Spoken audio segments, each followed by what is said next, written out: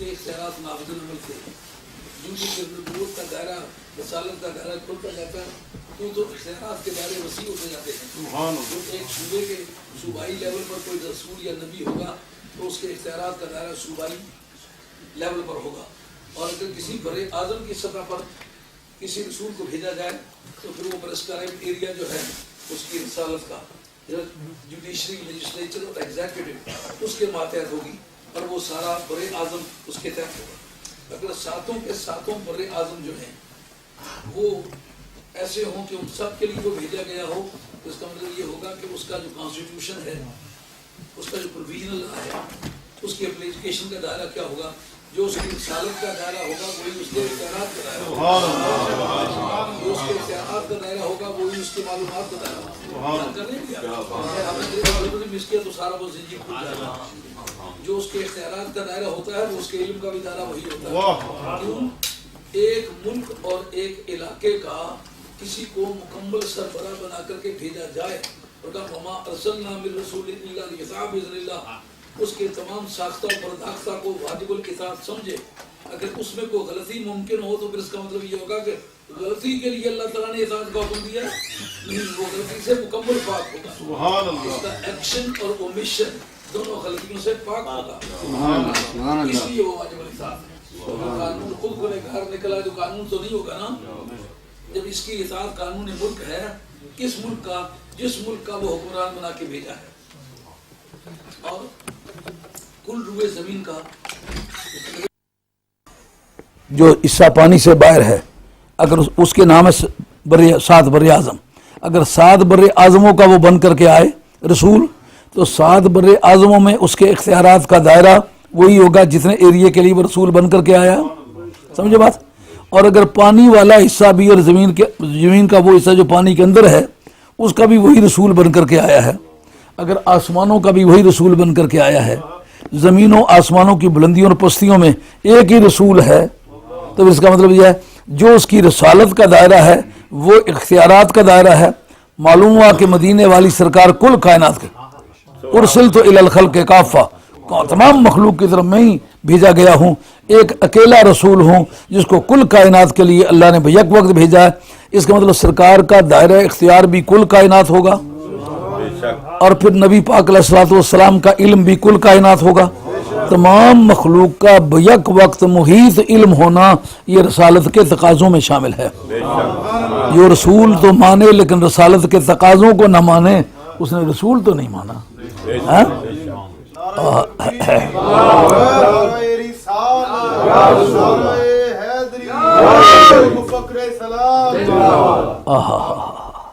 اب اللہ تعالیٰ اسی بنیاد پر بتاتے ہیں لوط ہمارا بھیجا ہوا تھا۔ اس کا مقصد یہ ہے کہ اس کی جورسڈکشن کو مطالعہ کرو، جو کچھ اس کی جورسڈکشن میں ایکشن یا اومیشن پائے گئے ہیں، کرنا یا چھوڑنا پایا گیا ہے، امر یا نہیں پایا گیا ہے، اس کے اندر نظارت یا بشارت پائی گئی ہے، اس کو ہماری طرف سے تسلیم کرو، کیونکہ یہ اس کے حدود عمل جو ہے وہ ہمارے عطا کیے ہوئے ہیں، ہم اس کے حاکم ہیں، اس لیے اس بات کو تم نے ایسا کہانی سمجھ کے نہیں پڑھنا، اس کو دائرہ قانون سمجھ کے پڑھنا۔ میں لوط ہمارے بھیجو، اے میرے محبوب وہ وقت یاد کرو۔ اب سرکار کو یہ کہنا وہ وقت یاد کرو، جس جگہ بھی قرآن مجید میں از آئے گا وہاں اہل علم کے نزدیک اذکر معذوف ہوتا ہے۔ از آئے اذکر معذوف، کیونکہ یہ ظرف زمان ہے، ظرف زمان جو ہے یہ اپنا متعلق مانگے گی، اس کا متعلق کیا ہوتا ہے؟ اذکر ہوتا ہے۔ تمام جلالین پڑھیں، اس پر ساوی مطالعہ کریں، اس پر جمل مطالعہ کریں، شیخ سلیمان جمل کی فتوحات الہیہ، آپ اس پر کمالین مطالعہ کریں، جتنی بھی کتابیں آپ مطالعہ کریں گے سب میں یہ نکلے گا جس جگہ از آئے اس جگہ اذکر پہلے معذوف ہوتا ہے۔ یہ کیوں ہوتا ہے بھائی؟ یہ قاعدہ یہ ہے، جیسا آج کی یہ بات ہے، کبھی وقت آئے، جیسا ابھی مولانا سے ذکر ہوا چھتروں میں جب میں گیا تھا اس وقت وہ کون سا دور تھا وہ وقت یاد کریں، انہوں نے وہ کشتی ڈوبتی ڈوبتی ہماری بچی تھی، طوفان آ گیا تھا، تو یہ اس وقت ذکر کیا ہے جب یہ اس میں موقع پر موجود تھے۔ میں اگر ان کو کہوں وہ وقت یاد کریں، کہ جی میں تو تھا ہی نہیں، سرکار کو کہنا وہ وقت یاد کر، اس کا مقصد یہ ہے کہ بزم کائنات کا دولہ کائنات سے پہلے دولہا بن کے بیٹھا ہوا تھا. سارے واقعات سرکار کے سامنے سے گزرے ہیں, اس لیے کہا پیارے وہ وقت یاد کرو جو یہ بات ہے. نعرہ تکبیر، نعرہ رسالت، نعرہ حیدری، نعرہ غوثیہ، فیضان مفکر اسلام، فیضان مفکر اسلام. رومی کیا خوب اس مقام پر فرماتے ہیں, خوش ترام باشد کے سر دل براں, گفتہ آید در حدیث دیگراں. میاں صاحب رحمۃ اللہ تعالی علیہ یہ کیا خوب فرماتے ہیں, دل پر اپنے دی گل کریے اورانو منہ تر کے. دل پر اپنے دی گل کریے اورانو منہ تر کے. قصہ لوط علیہ السلام کا پیارے تو یاد کر, اس میں سرکار کی حاضری کی کیا ضرورت ہے. کہا بات ہم اپنے یار کی کرنا چاہتے ہیں کہ میرا یار اس محفل کا دولہا تھا, صدر نشین تھا, اس کے سامنے سارے واقعات گزرے ہیں. جس وقت ہم نے اس کو بھی بچایا اور اس کے اہل کو بھی. اب ذرا اندازہ کریں,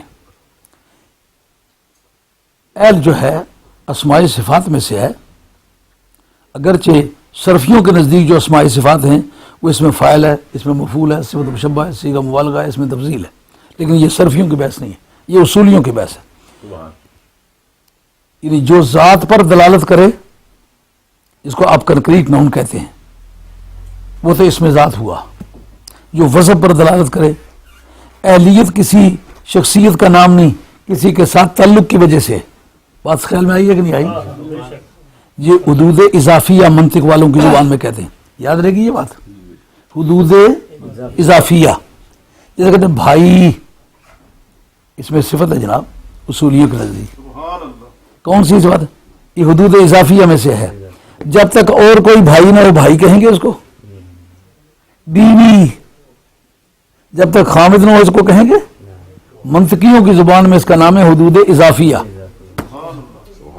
سمجھا کی بات؟ جس کو انگریزی میں ٹرم کہتے ہو نا, ٹرم منطق کی زبان میں, یہ ٹرم عام جو بول چال ہے اس میں نہیں, منطق کی زبان میں ٹرم کہتے ہیں حدود کو. اس کا نام آپ طرف رکھ لیں, حد رکھ لیں, لفظ رکھ لیں, یہ تینوں لفظ استعمال ہوتے ہیں.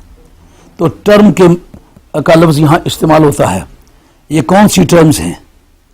کہتے ہیں کہ یہ جو حدود صفاتیہ ہیں, حدود اضافیہ ہیں, ان میں سے ہے. آل اس کو کہتے ہیں جو کسی سے تعلق رکھے, کسی کے گھر میں رہے. سمجھ آئی یہ بات کہ نہیں؟ گھر والے سے تعلق ہو. کافی غور کریں گے تو میں آگے اگلا جمعہ بولوں گا, جب تک یہ بات سمجھ نہیں آئے گی. یہ گھر والے کس کے گھر والے ہیں؟ جب لوگ بولو یہ گھر والے ہیں تو فوراً نہیں پوچھتے کس کے گھر والے ہیں. یہ بیوی ہے, کس کی بیوی ہے؟ ان کو کہتے ہیں حدود اضافیہ. یہ آل کا لفظ منطقیوں کی زبان میں حدود اضافیہ میں سے ہے. حدود اضافیہ میں قاعدہ کون سا نافذ ہوتا ہے؟ صفت کا. تو فإن ترتب الحکم علی الوصف یشعر بعلیتہ لہ, جس وقت حکم کسی وصف پر مرتب ہو تو پھر اس حکم کے لیے اس صفت کو علت کا درجہ حاصل ہوتا ہے. یہ آپ کے گھر والوں کو ہم نے کھانا دیا, اس کا مطلب کھانا دینے کی وجہ گھر والے نہیں ہیں, آپ کے گھر والے ہونا. سمجھا؟ علت حکم وہ وصف ہوتا ہے جس کی وجہ جس پر وہ حکم مرتب ہوتا ہے. یا ان کا نام کوئی نہیں تھا, ان کا نام آل کیوں کہا؟ کہا نجات دینے کی وجہ ان کے ذاتی اعمال نہیں ہیں, ان کو نجات دینے کی وجہ سے اس کا آل بیت ہونا ہے. بات سمجھ آئی نہیں آئی؟ اگر کسی بھی ہمارے دوست کو اس پر اعتراض ہو, بے شک وہ مجھ سے بات کرے. یعنی اہل ہونا یہ حدود اضافیہ میں سے ہے. حدود اضافیہ منطقیوں کی زبان میں اسماء صفات مانے جاتے ہیں. اسماء صفات مانے جانے کا مطلب یہ ہے ان پر جو حکم مرتب ہوگا اس حکم کی وجہ اس نسبت کو کہا جائے گا. یعنی حکم کیا مرتب ہے؟ بچایا, یہ حکم ہے. الہ اس کے آل کو, اس کا مطلب یہ ہے کہ ان کی اپنی ذات کو بچانے میں کوئی دخل نہیں, اس کے آل ہونے کی وجہ سے ان کو بچایا. اگر لوط علیہ السلام کی آل لوط علیہ السلام کی وجہ سے بلا لحاظ اعمال کے ان کو نجات دی جا سکتی ہے، تو مدینے والی سرکار کی اہل بیت کو کیوں نجات دی جائے؟ نعرہ تکبیر، نعرہ رسالت، نعرہ حیدری، اہل بیت۔ اب آسانی سے یہ بات سمجھ میں آ گئی نا کہ یہ جو علم 14 پڑھے جاتے ہیں وہ قرآن کو سمجھنے کے لیے پڑھے جاتے ہیں۔ بظاہر تو ہماری اہل بیت کا اس میں کوئی ذکر نہیں، وہ کتنے بھی بڑے رسول ہیں لیکن نبی پاک علیہ السلام کے سبارڈینیٹ ہیں، سرکار کی ذات ان سے اعلیٰ ہے، جو ادنا کے لیے ممکن ہے وہ اعلیٰ کے لیے بدرجہ اولا ممکن ہے۔ اگر کسی دوسرے نبی کی آل کو آل سمجھ کے اللہ بچائے گناہوں کے باوجود، ان کی مطلب سرٹیفکیٹ ہے کہ وہ معصوم تھے؟ نہیں، نبیوں کے سوا معصوم ہوتا ہی کوئی نہیں۔ یہ اہل سنت کا عقیدہ نہیں ہے، یہ رافضیوں کا عقیدہ ہے کہ نبیوں کے سوا بھی معصوم ہوتے ہیں۔ نہیں، معصوم نہیں تھے۔ تو جب غیر معصوم ہو کر گنہگار ہو کر ان کو بچائے جانے کی وجہ نبی کی آل البیت ہونا ہے، تو چھوٹے نبی کے لیے اگر یہ بات ثابت ہے تو سارے نبیوں کے سردار کے لیے یہ پھر کیا ہوگا؟ پہلا مسئلہ اصول تفسیر کا اور دوسرا مسئلہ ہے اصول فقہ کا۔ دونوں علم تیار ہو کر کے کیا نتیجہ لائے؟ یقین کی حد تک آپ پہنچے کہ نہیں پہنچے؟ الا عجوزن فی الغابرین، سوائے ایک عورت کے جو پیچھے رہ جانے والوں میں سے تھی۔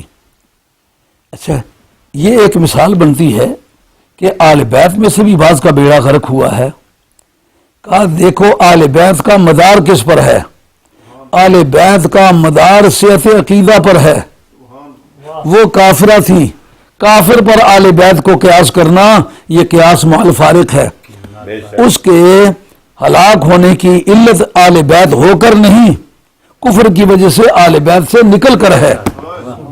اگر کوئی آدمی عقیدہ کافرانہ رکھے، ہمارے نزدیک اس کی نسب کٹ جاتی ہے، وہ آل بیت میں سے ہے ہی نہیں، اس لیے اس کی کوئی مثال نہیں ہوگی کہ کسی کافر کو آپ آل بیت کہہ کے تو پھر کہیں گے اس کو تو نجات نہیں ملی۔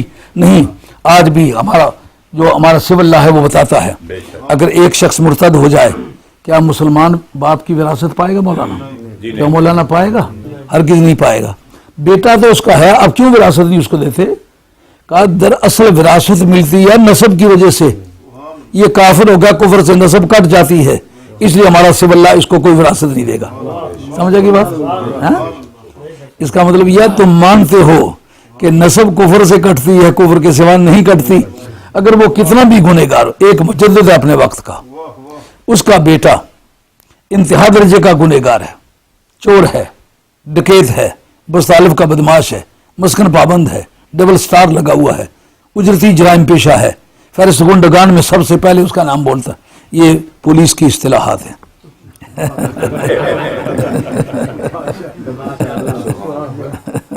کسی تھانے میں آپ جائیں نا تو وہاں چارٹ لگے ہوئے ہوتے ہیں، یہ اجرتی جرائم پیشہ لوگوں کی یہ تعریف ہے، یہ بستہ الف کے بدماش ہیں ان کی فہرست ہے، یہ فہرست گنڈگان ہے، یہ آدمی مسکن پابند ہے، یہ اشتہاری مجرموں کی فہرست ہے، یہ پولیس والوں کی اصطلاح ہے۔ اچھا، اب اس میں دیکھنا یہ ہوگا اگر یہ ساری برائیاں اس میں پائی جاتی ہیں، باپ کی وراثت سے محروم کر سکتے کہ آپ اس کو؟ نہیں۔ کیوں؟ وہ کتنا گنہگار ہے؟ کہا گناہ سے نسب نہیں کٹتی، اور اگر تیرے بیٹے کی گناہ کی وجہ سے نسب نہیں کٹتی تو مدینے والے کے بیٹے کی گناہ کی وجہ سے نسب کیوں کاٹتے ہو؟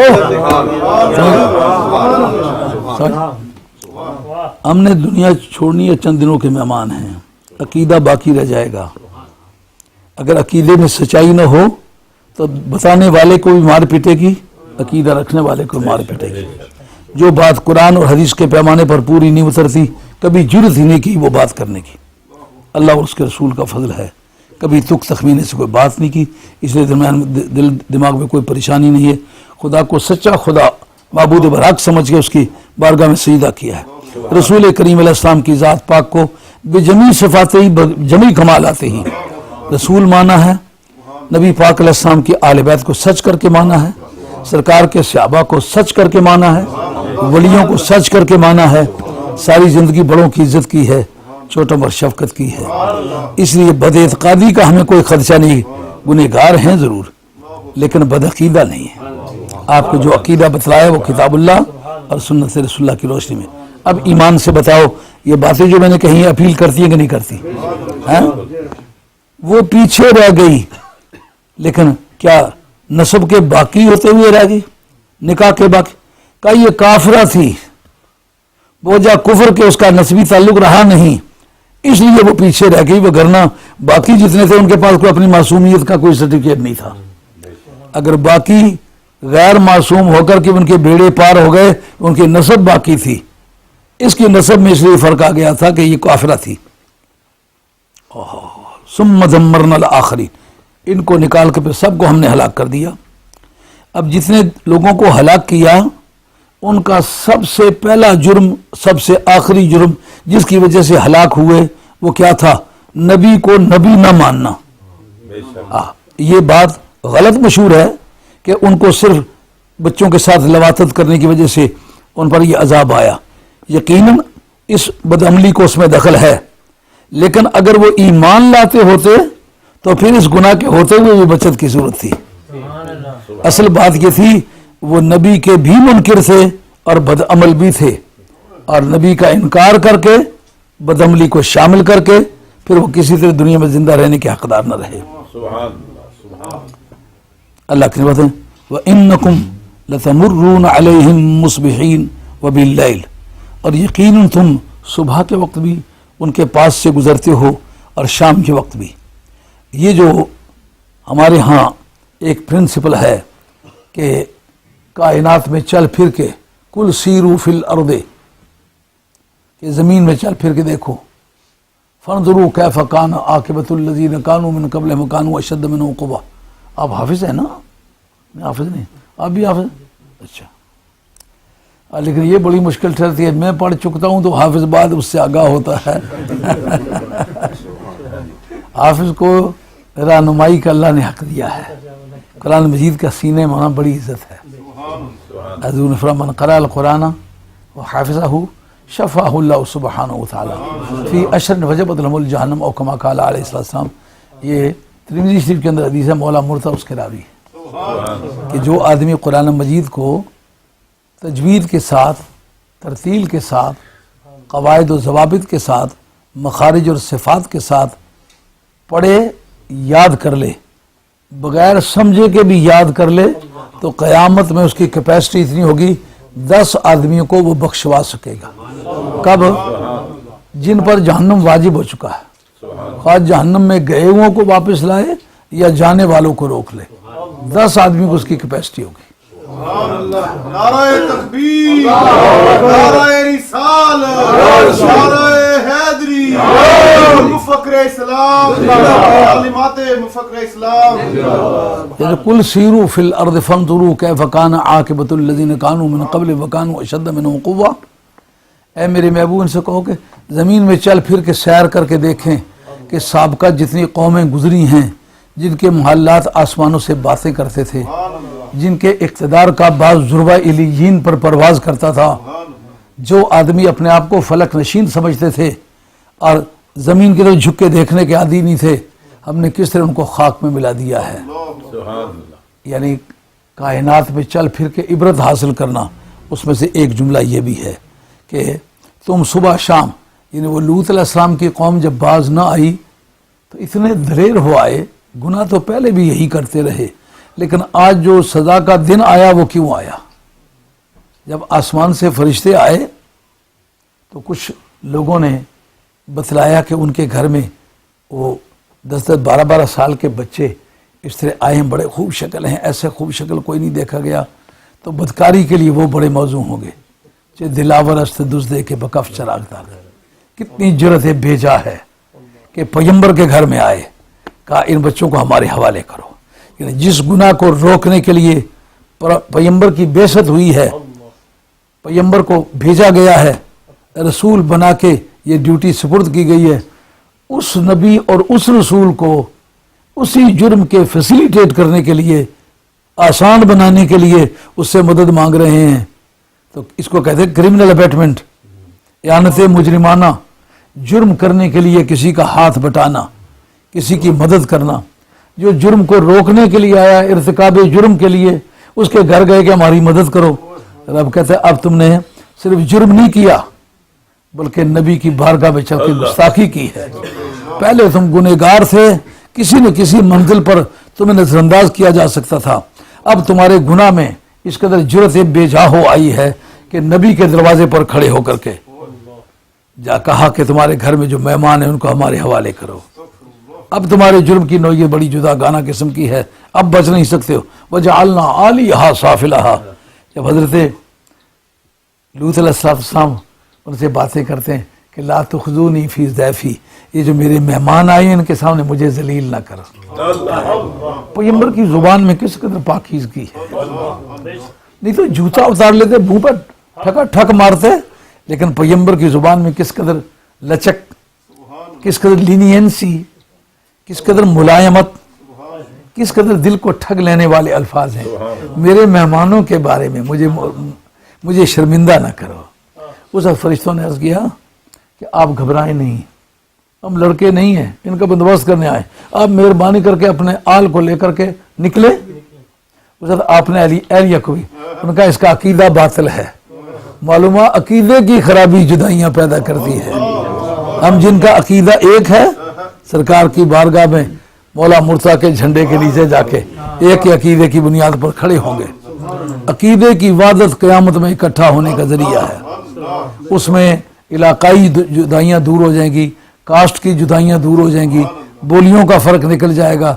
मालूम अकीदे की मौजूदगी में फर्क सारे निकल जाते हैं।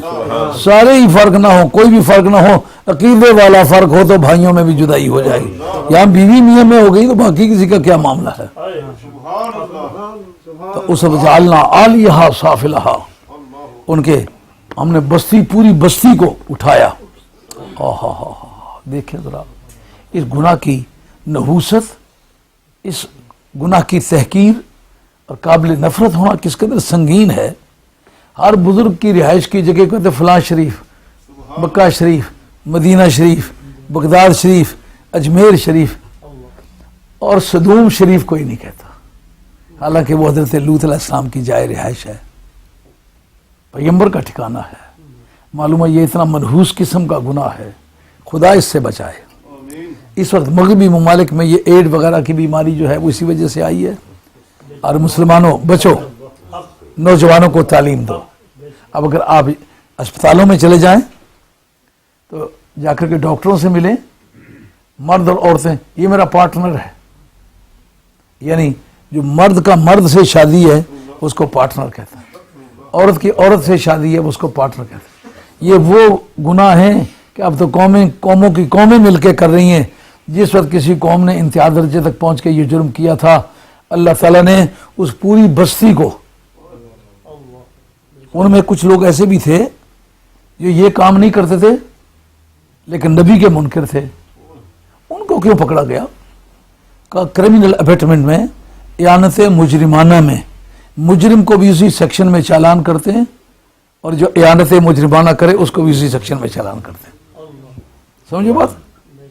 ये एक तमीदी मुकदमे का जुमला, इसको आप ज़हन में रखें, इसको मैं आगे एक्सपेंड करने लगा हूं। आपसे तवक्को करूं कि आप ये जुमला महफूज रखेंगे। जुर्म करने वाले को भी वो सजा मिलती है और जुर्म के लिए परसुएड करने वाला, जुर्म में मदद करने वाला, ये सारे जितने भी सेक्शंस हैं इनको कहते हैं क्रिमिनल अबेटमेंट, इयानत मुजरिमाना। एक मरतबा इसको फिर दोहराएं क्योंकि आगे जो बहस में छेड़ने वाला वो ज्यादा संगीन है, तो फिर ये बात पिछली याद न रही। ऐनक लाना पढ़ने से लाना, बंदा तकने से ऐनक लाने की लोड़ नहीं। ढाई तो बंदे बैठे हो, रूठे माड़े टबरा ने भी बंदे थे, तो ये समझदा आपस में एक दूसरे को इशारा करते।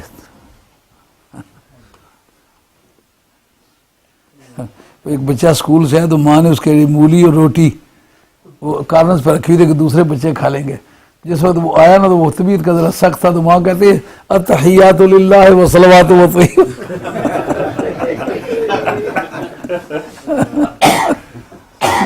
ऐसा नहीं करना, मेरी मजालिस में कभी आइंदा ये जुर्रत नहीं करनी। कामिल तवज्जो के साथ बात सुनो।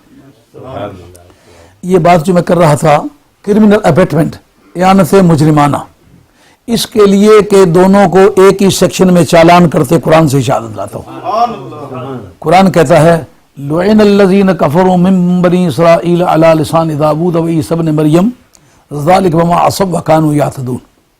بات ہے کہ داؤد علیہ السلام کی قوم اور عیسیٰ علیہ السلام کی قوم پر ان دونوں رسولوں کی زبان سے لعنت بھیجی گئی. یعنی ان کی کتاب میں ان کا لعنت کے ساتھ ذکر کیا گیا بنی اسرائیل کا. کہ یہ کیوں؟ ذالک بما عصوا وکانوا یعتدون، اس لیے کہ وہ زیادتی کیا کرتے تھے اور اللہ تعالیٰ کی نافرمانی کیا کرتے تھے. وہ جی کیا تھی وہ نافرمانی؟ کانوا لا یتناہون عن منکر فعلوہ لبئس ما کانوا یفعلون. کافی توجہ کی ضرورت ہے. یہ باب تفاعل ہے. باب تفاعل میں اشتراک عمل ہوتا ہے نا. کانوا لا یتناہون کا جن پر لعنت آئی ہے اس کی وجہ کیا تھی؟ ایک دوسرے کو منع نہیں کرتے تھے. آپ روزانہ کی زندگی میں اس کو اپلائی کریں. اگر ایک بھائی نافرمانی کرتا ہے دوسرا کھڑا ہو کے تماشا دیکھتا ہے، ایک چچے کے گلے پڑتا ہے دوسرا انجوائے کرتا ہے، کہ یہ اعانت مجرمانہ ہے. منع نہ کرنا، اس سے بھی جرم کی سہولت ملتی ہے. کسی کی بیٹی آوارہ ہو کے چلی جاتی ہے، لوگ تالیاں بجاتے ہیں، حرام ہے یہ اس وقت نتیجہ نکلے گا جب تمہاری بیٹی بھی ایسا کرے گی. توبہ کا وقت ہے. ایک دوسرے پر پھپتیاں کسنے کا وقت نہیں. ایک دوسرے کو منع نہیں کرتے تھے. کانوا لا یتناہون عن منکر فعلوہ، جو وہ کام کرتے تھے ایک دوسرے کو منع نہیں کرتے تھے. اس جگہ مفسرین نے کہا ایک وہ طبقہ تھا کہ جو مچھلیاں پکڑا کرتا تھا اس دن جس دن اسلام نے ان کے لیے منع کی تھی. ایک وہ طبقہ تھا کہ وہ منع بھی کرتا تھا اور خود بھی نہیں پکڑتا تھا. ایک وہ تھے جو کہتے ہیں جی ہمیں کیا، لوگ اپنے اپنے گھروں والے ہیں، ہمارا کیا ہے، یہ خود نہیں پکڑتے تھے. رب نے کہا مچھلیاں پکڑنے والوں کو بھی گرفتار کرو، اور جو یہ کہتے ہیں سانو کی جی ان کو بھی پکڑو. اگر یہ سارے ان کی مدد کرتے تو لوگ یقیناً جرم سے باز آ جاتے، لیکن ان کی خاموشی نے ان کی حوصلہ افزائی کی ہے، انکریجمنٹ کی ہے. سبحان سبحان. اگر یہ چپ نہ رہتے، بولتے، گلے پڑتے، مار کھا لیتے تو لوگوں کے جرم میں کمی آ جاتی. اس لیے ان کو بھی گرفتار کرو جنہوں نے مچھلیاں پکڑی ہیں، ان کو بھی گرفتار کرو جنہوں نے منع نہیں کیا. چھوڑو ان کو جنہوں نے پکڑی بھی نہیں اور پکڑنے سے منع بھی کرتے رہے. سمجھے گی بات؟ یہ کرمنل ابیٹمنٹ میں، اعانت مجرمانہ میں یہ سیکشن اپلیکیبل ہے قرآن مجید کی. آگے بات خیال میں. اب اس پر غور کرتے ہیں کہ کس کس قوم نے کس کس جرم کی حوصلہ افزائی کی. اس جگہ آپ کا جو قانون ہے پاکستان پینل کوڈ، مجموعہ تعزیرات پاکستان، اس کے اندر بھی کرمنل بیٹمنٹ کی کافی سیکشنز ہیں. اس میں اس کی جو آخری رولنگ دی ہے وہ یہ ہے، ایک آدمی اگر کسی شخص کو ایسا کرتا ہے کہ کسی جرم کی ترغیب دیتا ہے، جس جرم کے ارتکاب کے نتیجے میں ایک اور جرم اس سے ثابت ہو جاتا ہے جو پہلے جرم کے ارتکاب کا اغلب نتیجہ ہو سکتا ہے. پہلے جرم کے ارتکاب کا اغلب، موسٹ پروبیبلی اغلب نتیجہ ہو سکتا ہے. جس وقت وہ جرم واقع ہو جائے قانون یہ قیاس کرے گا جس آدمی نے اس پہلے فعل کی ترغیب دی تھی نا، اسی نے اس دوسرے فعل کی بھی ترغیب دی ہے. اس لیے اس مجرم کو بھی اسی سیکشن میں چالان کرو، جس نے اس کی ترغیب دی تھی اس کو بھی اسی سیکشن میں چالان. کتنی بات سمجھ میں آ گئی؟ اگر نہیں سمجھ آئی میں اس کی ایک مثال پیش کرتا ہوں. ایک آدمی کہتا ہے یہ لاٹھی ہے، ہاتھ میں لے لو، 5 سے تلا ہوا سوٹا ہے. یہ وہ جو سامنے گنجا بابا جا رہا ہے نا، جس کی عمر 90 برس ہے، وہ خواہ اپنے آپ کو 55 سال کا ہی کہتا ہو لیکن عمر اس کی 90 سال ہے. اس کے سر میں 5 چھوٹے جا کے مارو، لیکن ایسے کس کے مارو، پہلوان آدمی ہو تم، 5-6 من وزن اٹھاتے ہو، ایسے کس کے مارو 5 چھوٹے کہ بس جتنی تمہاری توفیق ہے، مگر یہ دھیان کرنا مر نہ جائے. اگر مر جائے تو پھر میں ذمہ وار نہیں ہوں گا. لیکن 90 برس کے بڈھے بابے کے سر میں 5 سوٹے ایک پہلوان کے ہاتھ کے لگیں تو اغلب نتیجہ کیا ہوگا؟ بابا مر جائے گا. اس لیے اگر بابا مر جائے قانون کہے گا جس نے پہلوان کو 5 سوٹے مارنے کی ترغیب دی ہے نا اسی نے اس کو قتل کرنے کی بھی ترغیب دی ہے. اب تو پرفیکٹلی بات سمجھ آ گئی ہے. اچھا اب اگر ایک آدمی کہتا ہے میں نبی جیسا ہوں، نبی میرے جیسا ہے، اور میرے جیسے آدمی تو روزانہ پیدا ہو سکتے ہیں، لہذا نتیجہ منطقیہ یہ ہوگا نبی تو روزانہ پیدا ہو سکتے ہیں. سمجھ میں آئی یہ بات؟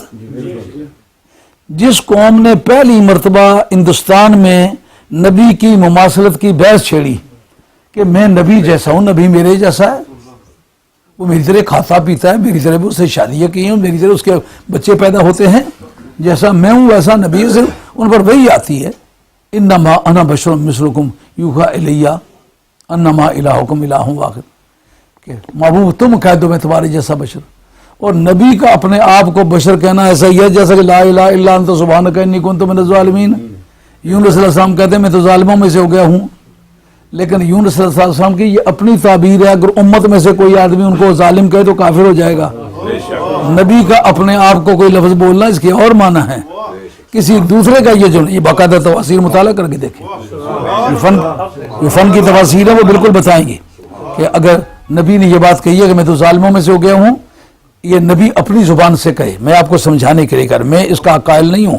حضرت یونس صلی اللہ علیہ وسلم معاذ اللہ ثم اعوذ باللہ، وہ ظالم ہے، وہ معصوم ہیں، وہ پاک ہے، ان کی ذات اس طرح کی کمزوریوں سے پاک ہے. نبی عاجزی اور انکساری کی وجہ سے اگر یہ کہتا ہے تو نبی کا تقدس ہے، لیکن کسی قوم کے فرد کو یہ کہنے کی اجازت نہیں. اگر وہ عقیدے کے طور پر یہ کہے گا کہ وہ ظالم ہے کیونکہ انہوں نے خود مانا ہے، اگر یہ بات کہے گا تو کافر ہو جائے گا. بالکل مسلمہ بات ہے، اس میں کچھ ہے. اچھا نبی نے تو اپنے عاجزی کے اظہار کے لیے بشر کہا ہے، تو مثلکم بھی کہا ہے، تو جس نے یہ مسئلہ چھیڑا ہے، اب جسے یہ چھیڑا اس کو ترتیب دو، میں نبی جیسا ہوں، نبی میرے جیسا ہے، میرے جیسے آدمی تو روزانہ پیدا ہو سکتے ہیں، لہذا نیا نبی روزانہ پیدا ہو سکتا ہے. یہ جس جرم کی اس نے ترغیب دی ہے اس کے نتیجے میں اگر کسی نے یہ کہہ دیا ہے کہ اگر وہ روزانہ پیدا ہو سکتا ہے تو یہ رہا نبی. اب جس فعل کی اس نے ترغیب دی تھی اس کا اغلب نتیجہ نئی نبوت کا اعلان کرنا تھا، اس لیے قانون یہ قیاس کرے گا کہ جس آدمی نے نئی نبوت کا اعلان کیا اس کے اس جرم کے ارتکاب میں اس آدمی کی ترغیب کو دخل ہے، اس نے اس جرم کو آسان کیا ہے. جس نے کہا نبی میرے جیسا، میں نبی جیسا ہوں، اب سیکشن کیا اس کا نتیجہ کیا لگا؟ کس میں چالان کیا؟ کفر میں چالان کیا ہے. کیوں؟ وہ کافر ہو گیا ہے. تو کفر کی ترغیب دینے والا کافر نہیں ہوا. اس کا ایک بڑا صدمہ رہے گا تاریخ کے صفحے پر کہ جناب نئی نبوت کے لیے سہولتیں مہیا کرنے والا نے کہا اب اگر کوئی نیا بھی نبی آ جائے تو سرکار کے ختم نبوت میں فرق نہیں پڑتا. جب میں نبی جیسا ہوں، نبی میرے جیسا ہے معاذ اللہ، اور اگر بالفرق کوئی نیا بھی نبی آ جائے تو سرکار کے ختم نبوت میں فرق نہیں پڑتا. یہ نئی نبوت کی دعوت نہیں ہے. اس کا مطلب یہ جس نے نئی نبوت کا اعلان کیا نا وہ مجرم ہے اور یہ کرمنل ابیٹمنٹ کر رہا ہے، اسے یہ ابیٹر ہے، اس نے اس کی حوصلہ افزائی کی ہے. قانون کہے گا جس سیکشن میں اس کو چالان کیا اسی سیکشن میں اس کو چالان کرو. اس کو کافر کہا ہے، اس کو بھی کافر کہو. اس کی وجہ میری سمجھ میں بات نہیں آ گئی کہ مرزے کو کافر بنانے والے تو مسلمان رہ گئے، اکیلا مرزا ہی کافر ہوا ہے. یہ بات میری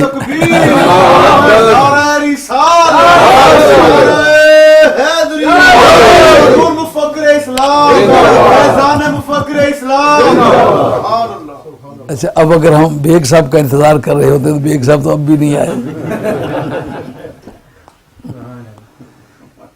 جی بات سمجھ میں آئی ہے. اللہ کریم فرماتے ہیں وَإِنَّكُمْ لَتَمُرُّونَ عَلَيْهِمْ مُصْبِحِينَ وَبِاللَّيْلِ، صبح شام تم ان کے رات سے گزرتے ہو تو تمہیں نصیحت تو حاصل کرنی چاہیے. تمہیں یہ تو معلوم کرنا چاہیے کہ یہ کیوں ہلاک ہوئے. بھلے چنگے انسان تھے، صحت مند تھے، لیکن آن کی آن میں یار جتنے لوگوں کو بھی عذاب ہوا ہے، ایسا نہیں کہ وہ تختہ زمین اٹھا کے آسمان کے پاس لے جا کے پٹک دیا ہو، صرف پٹکا ہی نہیں، وَأَنزَلْنَا عَلَيْهِمْ حِجَارَةً مِّن سِجِّيلٍ مَّنضُودٍ ہے، اچھی بات ہے کہ یاد نہ ہو۔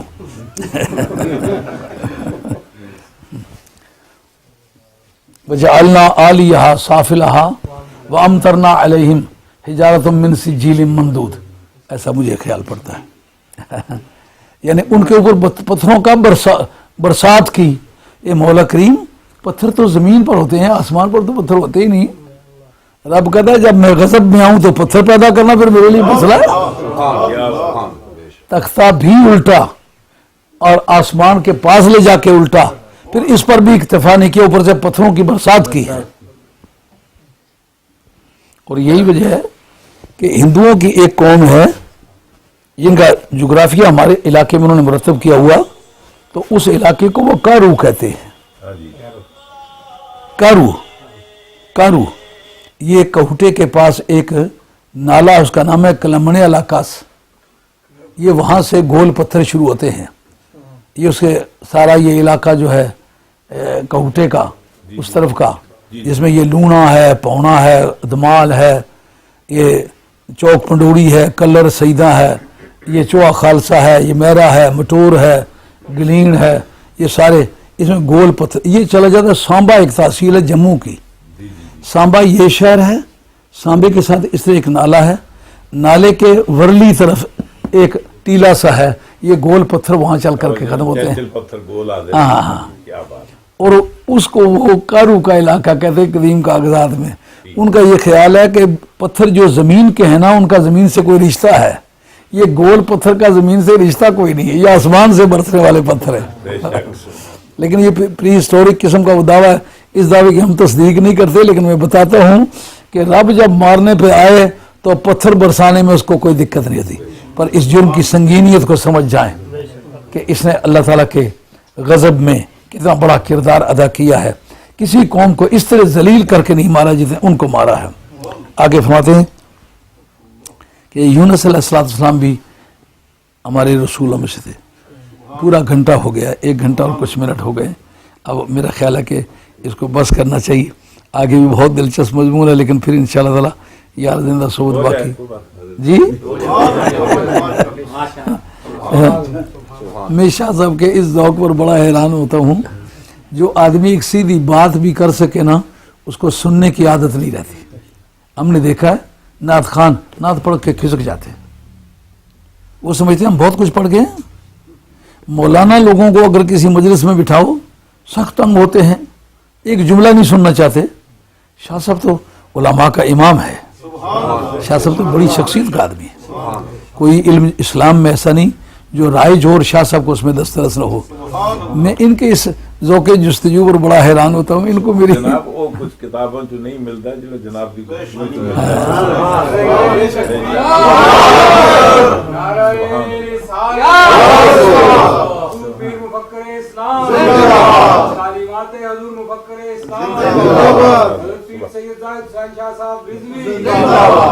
میں حضرت آپ کے جوڑے سیدھا کرنے والا ہوں، مجھے اس سے زیادہ کی کوئی آرزو بھی نہیں ہے کہ اولاد رسول صلی اللہ علیہ وسلم کو میری طرف سے یہ تسکین ملے، انہیں پتہ ہو اگر ضرورت پڑے تو یہ ہمارے جوتے اٹھائے گا، اور سرکار کی بارگاہ میں یہ ریکارڈ ہو کہ کوئی ایسا بندہ بھی میری اولاد میں ہے جو میری باقی اولاد کے جوتے سر پہ رکھ کے چلے تو اپنی عزت محسوس کرے۔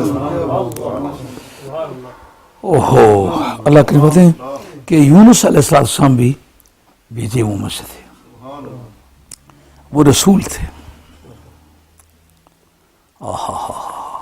اذ ابق الی الفلک المشحون، ان کی بیک گراؤنڈ یہ ہے کہ حضرت یونس علیہ السلام حضرت امام حسین کے پڑوسی سمجھیے۔ کربلا شریف کے پاس وہ بستی ہے جس کا نام ہے نینوا، نام لیتے وقت طبیعت پر ایک رکت طاری ہو جاتی ہے، اس شہر کے رہنے والے تھے نینوا۔ کربلا شریف کے جو اسماء گرامی ہیں ان میں ایک نینوا بھی ہے، کیونکہ جو سول لا ہے نا، ریونیو بورڈ میں وہ زمین جو ہے وہ نینوا کے ساتھ لگتی ہے۔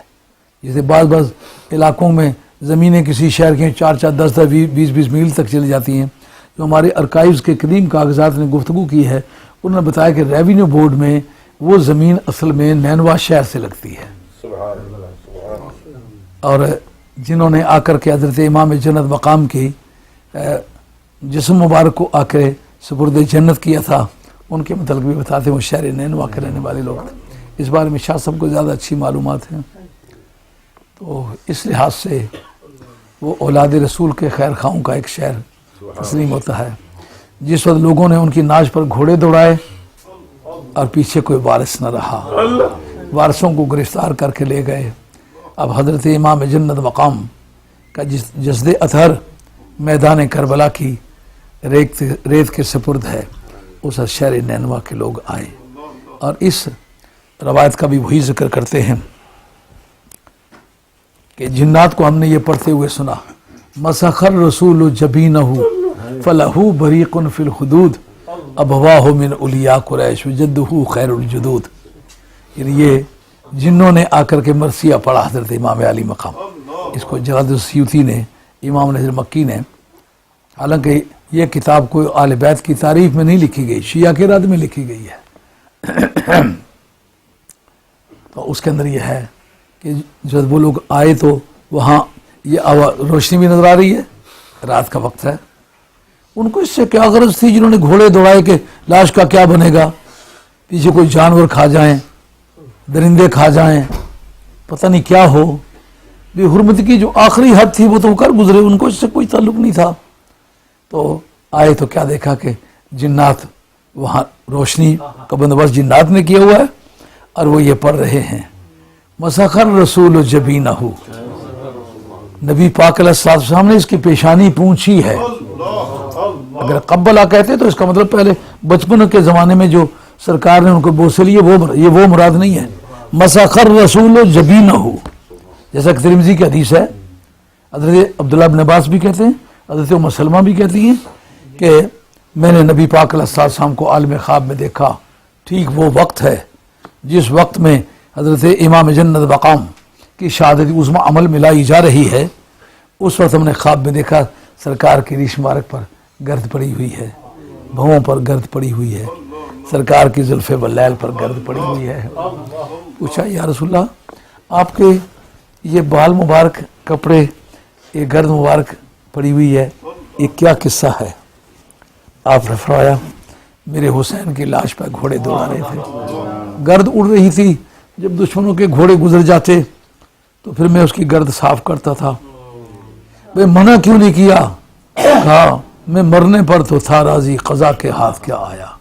کہا مولا کریم، نبیوں اور رسولوں کے صبر کو تو جانتا ہے، تم نے خود چھری ہاتھ میں دی، لینے کا حکم دیا اور کہا کہ اب بیٹا ذبح کرو۔ میرے جد کریم نے اپنے بیٹے کی حلق پہ خود اپنے ہاتھوں سے چھری رکھی، اب تم نے اس کو بچا لیا، یہ تیرا فیصلہ ہے، میرے جد کریم کا یہ فیصلہ نہیں تھا کہ یہ بچ جائے، لیکن میرے جد کریم کی آنکھوں پر پٹی بھی تھی اور بیٹا بھی الٹا پڑا ہوا تھا، لیکن جو میں نے منظر دیکھا ہے حسین کا، اس کا منہ بھی اوپر کی طرف تھا اور اس کے اعضاء بھی بکھرے پڑے تھے، ظلم کیتا ہی ڈاڈا ظالمہ میں۔ ایک مرتبہ میں رات کو مطالعہ کر رہا تھا، آدمی جس وطن کا رہنے والا تو جوش یا ذوق میں وہ بولی بول جاتا ہے، جب تحقیق کی کہ ان کے اعضاء کہاں کہاں پڑے ہوئے تھے، اس وقت میں سوچتا ہوں کہ حضرت نبی کریم علیہ السلام اس موقع پر تشریف لائیں تو کیا سوچیں۔ اس وقت میں نے سمجھا کہ اس سرکار کے ضمیر پر چوٹ لگے اور وہ یوں کہیں ظلم کیتا ہی ڈاڈا ظالمہ وے چگا ایدری آن اجاڑیا ہی، وہ بھواں کٹ حسین دے ویر دیاں علی اکبر دا ناشا لتاڑیا ہی۔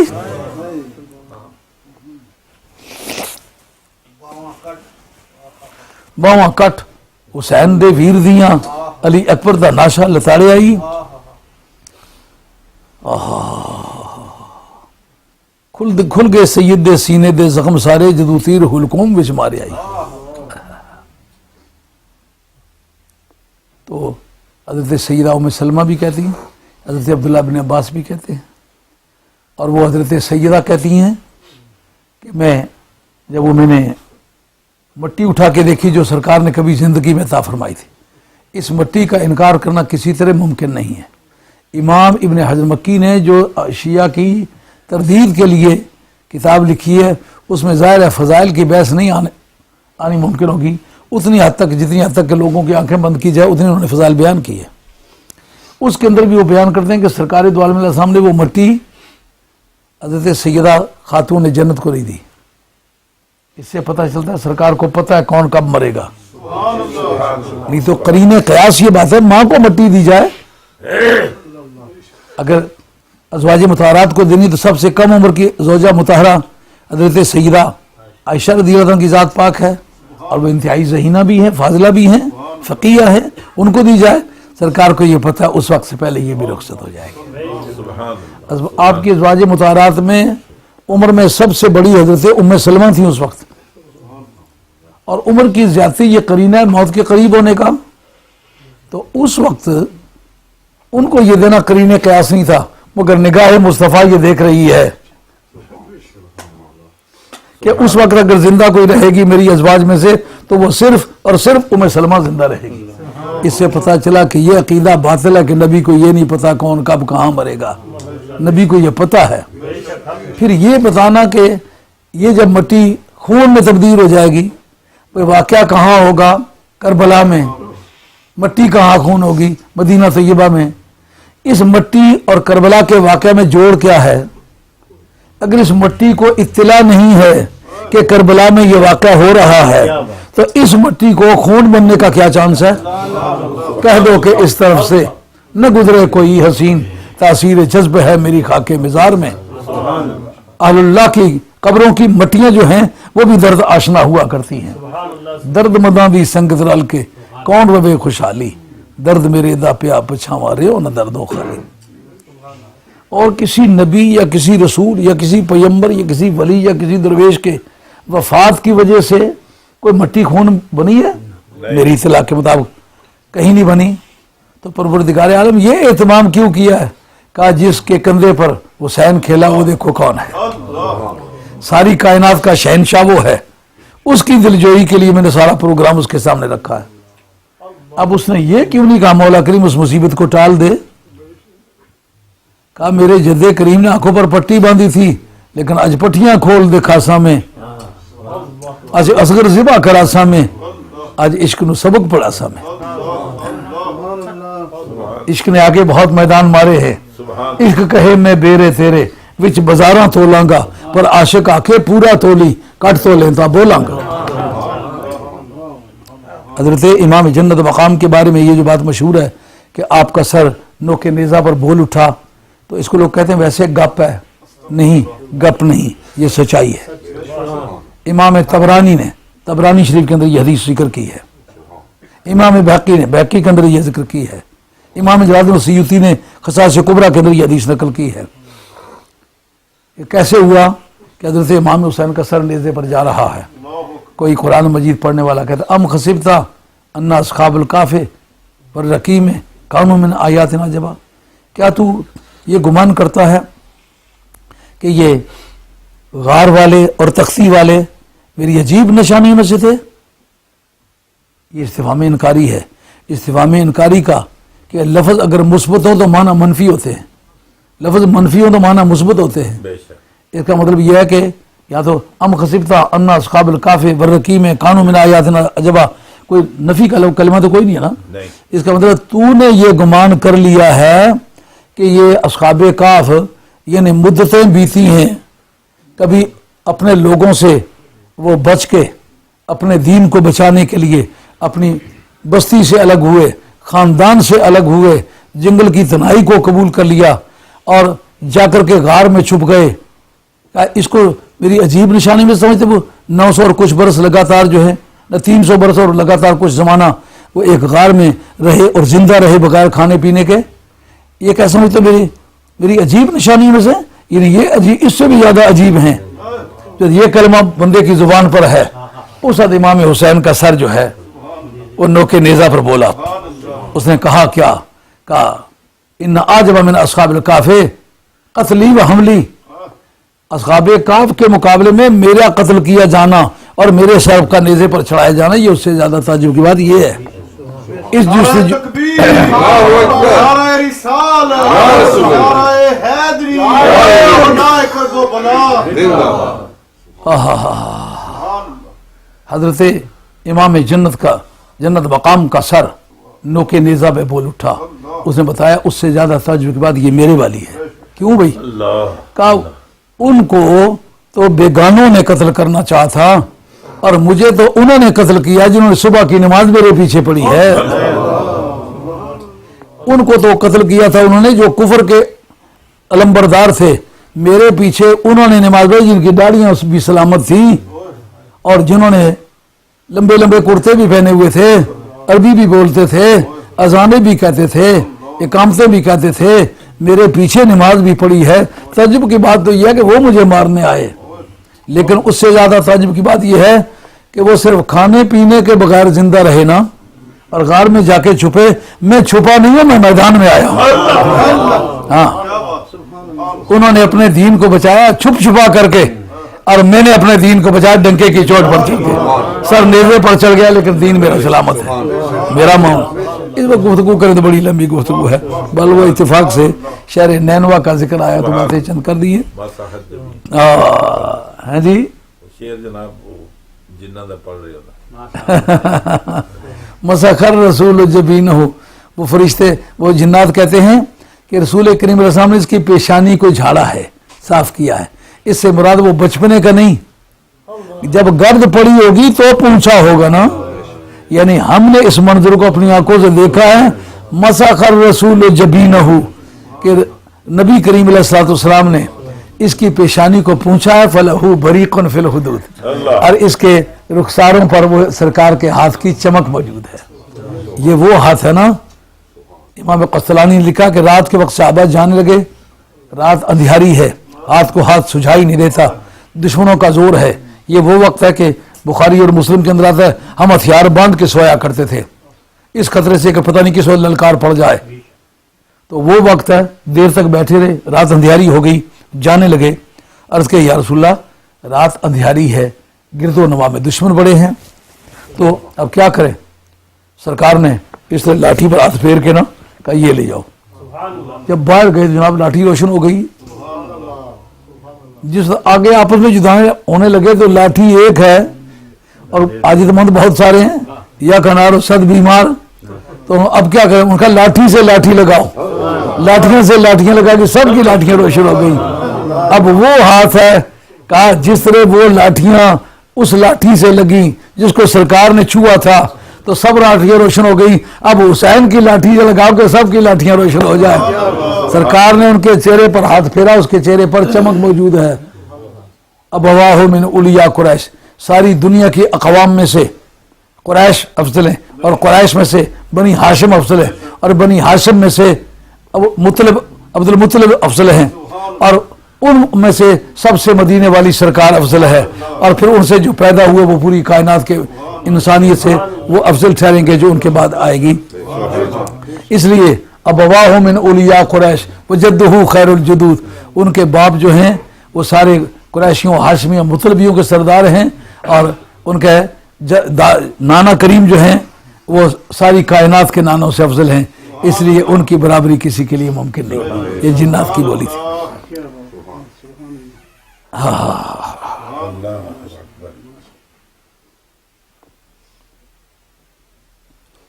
का जिस वक्त वो यूनुस अलैहिस्सलाम को याद करो, जिस वक्त के वो भरी हुई कश्ती की तरफ वो भाग के गए।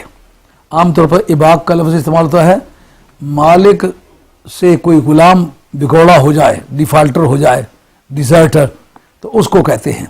लेकिन इस जगह अल्लाह ताला ने पैगंबर के लिए लफ्ज़ इस्तेमाल किया। अब ये पैगंबर के लिए हम नहीं इस्तेमाल कर सकते। रब कहता है मेरा गुलाम है, मुझसे पूछे बगैर क्यों चला गया? इसलिए इबाक से उसे ताबीर फरमाया। किस्सा क्या था? कौम सीधे रास्ते पर नहीं आ रही थी। यूनुस अलैहिस्सलाम ने फरमाया कि अनकरीब तुम पर अजाब आने वाला है, बचो उससे। कौम फिर भी न मानी।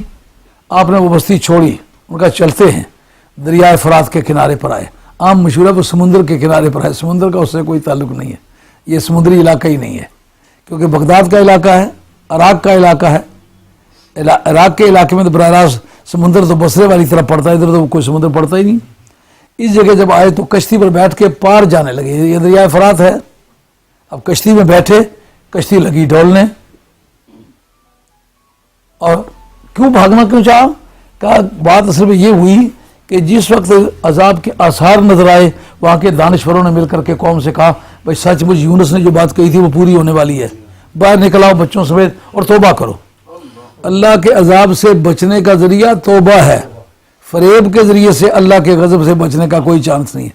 اس لیے بھائیو توبہ کرو اپنے اپنے گناہوں سے. میں بھی توبہ کرتا ہوں, آپ بھی توبہ کریں. کوئی گناہ کیا ہے توبہ تو بھی کرو, کوئی نہیں گناہ کیا تو بھی توبہ اللہ کے قرب کا ذریعہ ہے. تو انہوں نے دیکھا کہ ان کا عذاب ٹل گیا توبہ کی. تو اب انہوں نے کہا اگر میں واپس جاؤں تو قوم مجھے کہے گی جھوٹا ہے, کہا تھا عذاب آئے گا, عذاب کوئی نہیں آیا. اس لیے انہوں نے بھاگ کے جانا چاہا. جب کشتی میں بیٹھے تو کشتی لگی ڈولنے. تو وہ سارے لوگوں نے کہا اس کا وزن زیادہ ہو گیا ہے, تو اب اس کا وزن کم کرنے کے لیے کوئی بندہ جو ہے وہ دریا میں پھینکنا پڑے گا. ان کا بندہ کون سا؟ کہا قرآن اندازی کرو. 3 مرتبہ قرآن اندازی کی, تینوں مرتبہ حضرت یونس علیہ السلام کا نام نکلا.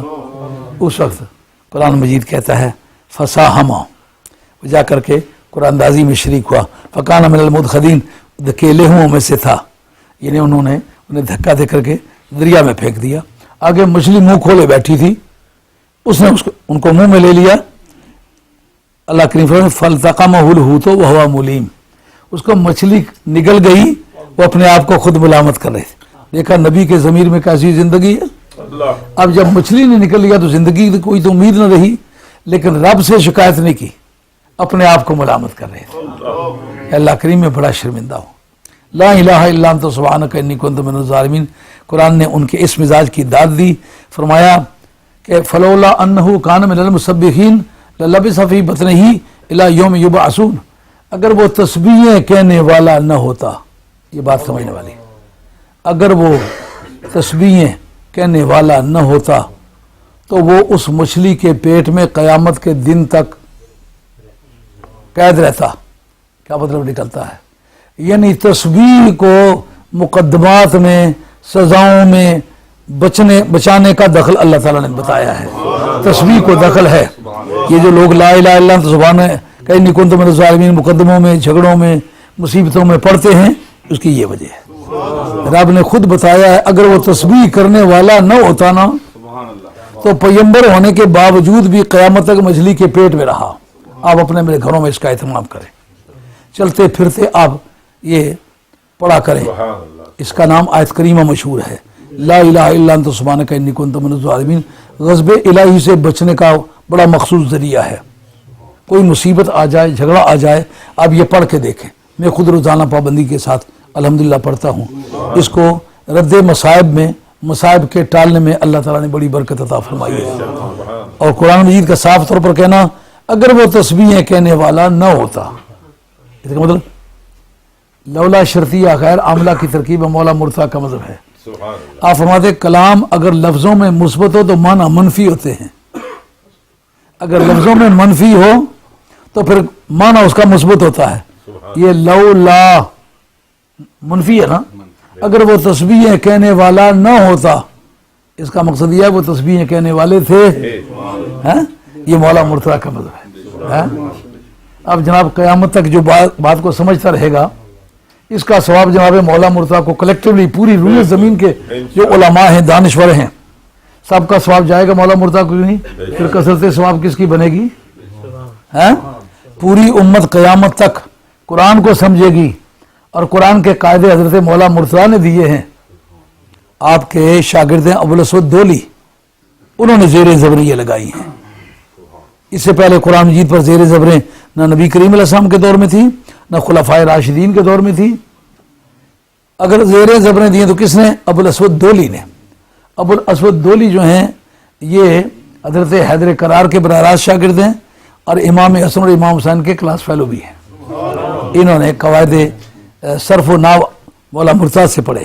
ان کے شاگرد ہیں خلیل, جو سینئر ناوی ہے وہ خلیل ہے.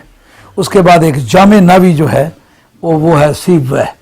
سیب وے بصریوں کے مذہب کا ہیڈ آف دی ڈپارٹمنٹ ہے, اور اس کا مذہب سب سے سینئر مانا جاتا ہے کیونکہ حضرت حیدر کرار کے مذہب کا براہ راست یہ ترجمان ہے.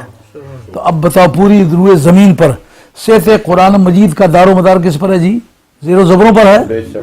تو زیر زبریں کس کا کام ہے؟ جناب حیدر کرار کا. تو جناب حیدر کرار کو پوری روئے زمین پر صحت قرآن کا کریڈٹ ملے گا کہ نہیں؟ پڑھنے کی حیثیت الگ ہے. آپ اگر اس کے اعراب کو غلط کر کے پڑھیں، جیسے اللہ جو ہے وہ بری من المشرکین، اگر وہ رسولہ، اگر آپ نہ پڑھیں رسول ہی پڑھیں تو کافر ہو جائیں گے. اس کفر سے کون بچاتا ہے؟ مولا مرتضیٰ بچاتے ہیں. یہ صحت عقیدہ کے لیے، تعزیرات کی صحت کے لیے، اور روزانہ کی عبادات کی صحت کے لیے، تلاوت کی صحت کے لیے، اور صحت ثواب کے لیے تمام قرآن مجید پڑھنے والے جتنے قرآن حضرات ہیں، پہلا احسان ان پر جناب مولا مرتضیٰ کا ہے. تو پوری دنیا کے اندر قرآن مجید کا جتنا فیضان ہوگا اس پر ایک تالا لگا ہوا ہے جناب مولا مرتضیٰ کا. کثرت ثواب کس کے حق میں جائے گی جناب؟ قرآن کا فیضان جتنا کس کا فیضان ہے دنیا میں، یہ مولا مرتضیٰ کے کریڈٹ میں جاتا ہے. یہ اسی کے فرماتے ہیں مولا مرتضیٰ. یہ لولا شرطیہ غیر عاملہ اس کا نام ہے. جس طرح کلام منفی ہو تو معنی مثبت ہوتے ہیں، اور کلام مثبت ہو تو معنی منفی ہوتے ہیں. لولا کلام منفی ہے اس لیے معنی مثبت ہے، یعنی وہ تسبیحیں کہنے والا تھا اسی لیے اس کو مچھلی کے پیٹ سے آزادی ملی. میں اور آپ بھی اگر یقیناً اور پورے پختہ ارادے اور سچی نیت کے ساتھ یہ تسبیح کریں تو انشاءاللہ ہمیں بھی اللہ تعالیٰ مصائب سے نجات عطا فرمائے گا. یہ تھا آج کا پیغام. اللہ تعالیٰ قبول فرمائے. اور میرا اور وہ آگے اگلے چیپٹر میں آئے گی. اب وہ کافی دور ہے، وہ اگر وہاں اس اسٹیشن تک چلے جائیں تو پھر صبح ہو جائے گی. 1.5 گھنٹہ تو آسان یہ سمجھ لیں کہ اگرچہ بیل ہی ہوتی ہے کہ نبی کو پناہ دینے کے لیے، چونکہ ان کو مچھلی کی آگے دریا کے ساحل پر اگل گئی تو اس وقت آپ بیمار حالت میں تھے. مکھیاں، مچھر، کیڑے مکوڑے آپ کے بدن کو تکلیف پہنچا سکتے تھے. اور کدو کی بیل ایک بڑا صحت مند قسم کا پلانٹ ہے. اس کو اللہ تعالیٰ نے درخت اس لیے کہا کہ ہے تو وہ گری پڑی ہوئی ہے. بیل وہ ہے جو ٹریل کرتی ہے زمین پر. کہا چونکہ نبی کی پناہ کے لیے آئی ہے اس لیے ہم اپنے کاغذات میں تجھے بیل نہیں کہتے، ہم تجھے اپنے کاغذات میں درخت کہتے ہیں. اب وہ بات تو لمبی ہے لیکن اب اتنے موقع کے لیے اتنی بات کی جا سکتی.